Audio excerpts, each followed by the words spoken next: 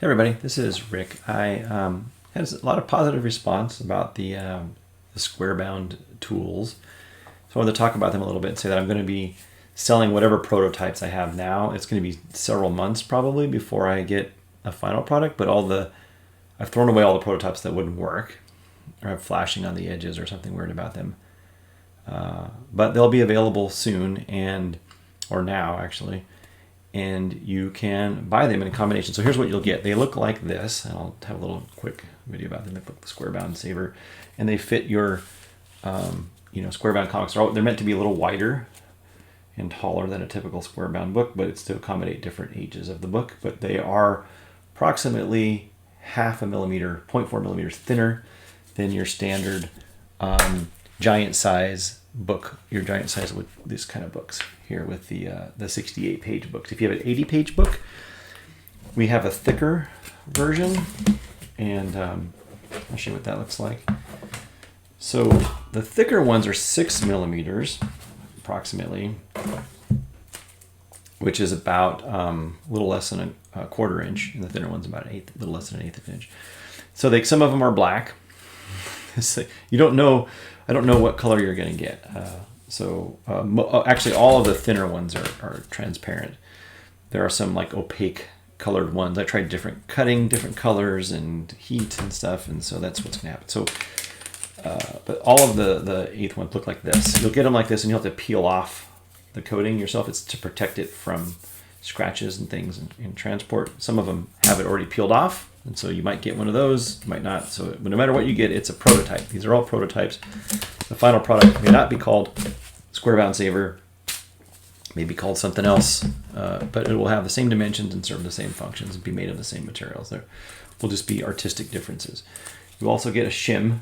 These shims are, let me see, I measured these. These are at 1.4 millimeters. So if you have a book and you want to have a shim, it's a little bit taller to protect it more. You can shim this up just a tiny bit. It's 1.4, and if you need two of those, then you might as well go to the 6 millimeter one. I'm also selling, it comes with 2 pieces of 110 pound board. Oh, here's the dark one. So it comes with 2 pieces of this paper. Instead of like the regular chamfer boards or silicone paper, it comes with the 110 pound paper that's cut to just fit inside here and be a little bit sticking out just to accommodate different sizes of books, because they might just be a little bigger. And the purpose is to protect from staples. I don't use the silicone paper as much because if this stuff pokes, it really ruins the silicone paper. So the 2 staples can not poke through the front, and the same thing in the back. And this paper lasts a lot longer than the silicone paper does. In that case, you can cut. I didn't supply any yet. I can in the future. Some silicone paper for the top, but it's easy just for you to cut some. This stuff has to be very precise because it goes inside the frame, right? So like this, it should fit inside here nicely, and it does, right? So it fits in there. But you can be imprecise with the stuff that just goes on the top or the bottom. One thing you should note is that when using these, that I have a little note at the bottom which reads, max pressure and temperature. Max temperature 165.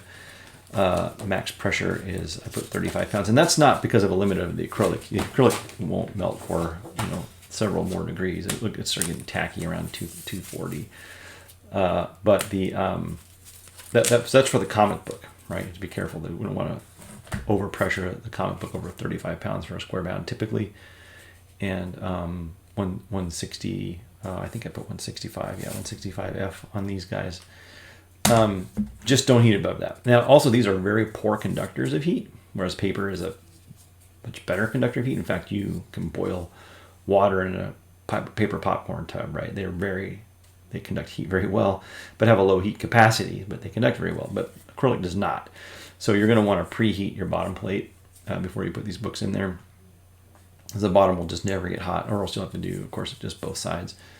But that's it. I'll have a little addition here to this video to show you it in practice. But again, you'll get 2 of these pages. You'll get 2. Let me see here.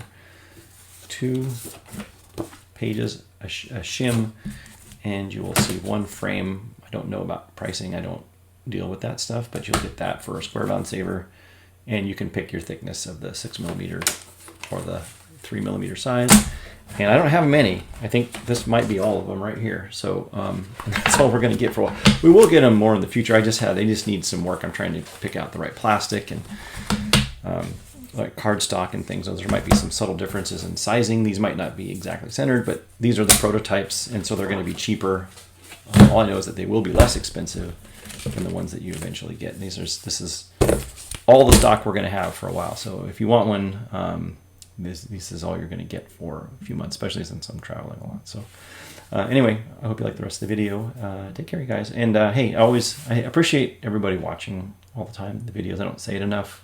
I'm not one of those, like and subscribe guys, so it's not my thing. But I do appreciate all the comments and the warmth and outpouring of love for each other. That you guys show. You're really supportive, and that's what this community is trying to be. I don't want it to be the angst and vitriol of people puffing their chest and being really super good at cleaning and pressing comics. I want us to be a supportive community. I don't want to yuck anybody's yum, and I appreciate that seems to be the energy that we're drawing in this group. So I'll see you guys around. Hey, take care. Bye-bye.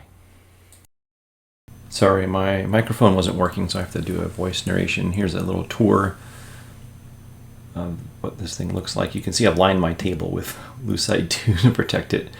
And this thing is, it fits, your standard size 70s and 80s square-bound books. The whole thing is 10 3/8 inches high and 6 3/16 inches wide, so that you can, if you need to know that, it's 3mm thick. And you can see that I'm just sort of trying it out in different books here to show you that it's just barely, it's about 0.4mm, not less tall, less thick than the standard 68-page giant size books of the mid-70s. And here's another one as an example. It's just a little bigger all the way around. This gives you a little room to press it. There's a tiny bit, 0.4mm.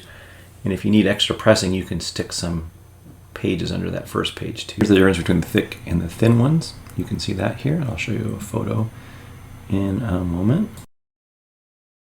Here you can see the difference in the thick and the thin boards. The thinner one's on top, that's 3mm. The bottom one is 6mm. Profile, and of course out of focus, but the top one is the thick one, the bottom one is the thin one. All right, so how to use these things exactly? Well, you've got your book in here. The things you want to be careful of are these staples. See those staples there? They face up on the front. I don't know why I'm scanning over there real quickly, but up on the front. And I'm just showing you that they poke through the cover, and there's some other ones here. Sometimes you want to bend those down just so that they don't aggressively poke through the cover. And we don't use silicone sheets here because that'll poke right through silicone. So I have some thick cardstock paper that'll work a lot better. And you can use it more than one time. The silicone paper would be a goner usually. And it fits the frame well, and you can trim it a little bit. I made it a little bit bigger just in case your book's a little big. You can trim it yourself, but otherwise it should fit inside that frame nicely. And you want to tuck it in as far and close to the spine as you can get it. And of course, if you need extra height, you have this shim, you put the shim on there. And the shim, of course, was laser cut, so you might want to wipe it with some water. They've all been cleaned, but as a precaution, you should get some water on a paper towel and just sort of wipe the thing down. There's always going to be a little bit of smut, and some of it's going to come out of the paper in traveling. And so I'm just going to wipe this thing down, try to get the inside edges just to make sure, not that this is really contacting the book, but just as a general caution. There you go. See the little tiny bit of brown that came off of there? That was in there. So I just like to keep things clean. That's just my way. And, I'll just do the other side too here real quick just to show you, what we're up against. Cleaning this up, there's a little bit of a smudge there. So just cleaning it off, making sure the thing's clean, and we'll let it dry. Now on to the actual pressing. So I've preheated this bottom board to 160. I put, a piece of this paper between the top and the bottom pages of this book. I've got it in the frame. I'm using a piece of this little shim here. If you want to use it, you can put that around the outside. I use a piece of microchamber interleaving paper on the top in this case. Did I use silicone paper? Sure I did. I just didn't have a piece cut to the right size. I'm not really cleaning this book, so I didn't really care about that. Just making sure the top metal doesn't leave dents in it. And then just sort of put your top aluminum sheet on there. and give a little smash-a-rooney. I usually press them a little bit lighter than I do a normal book, but you know, you're not going to be able to compress this very much, like, or at all, really. If it worked for that gasket on top, you wouldn't be able to compress it at all. So we'll push this thing down, we'll turn it up, and then we'll see what it looks like after. I'm going to give it about a half an hour because it's light pressure, and then we'll come back and see how it does in a moment. All right, well, let's see how this little fella looks here. Let's see how we did. And I only have one hand, so. And how's it look? Well, I would say that there's a few spots here that could welcome a thicker pressing, but overall, it's not bad. Let's see how the back looks. It definitely needs cleaning up, but you know, there's a few spots here. Again, to handle that, if you see something like this the first time, it's just kind of sizing it up for where it needs it. I'd stick 2 or 3 pieces of paper, you know, under here to get this pushed out a little more. But this is guaranteeing that it's safe. But it looks good. I mean, you can tell it has been pressed, but could use a little more pressure in some areas, like right there, perhaps. But it looks better. Very dirty, of course. But here's the big thing: is what's the spine look like? The spine, yeah. So spine is, you know, it was never great to start with, but it's not smashed and squished, and I was able to confidently apply pressure to this book without squishing it. So that's the purpose of it, and this one's, you know, that's what it does. I hope you like it.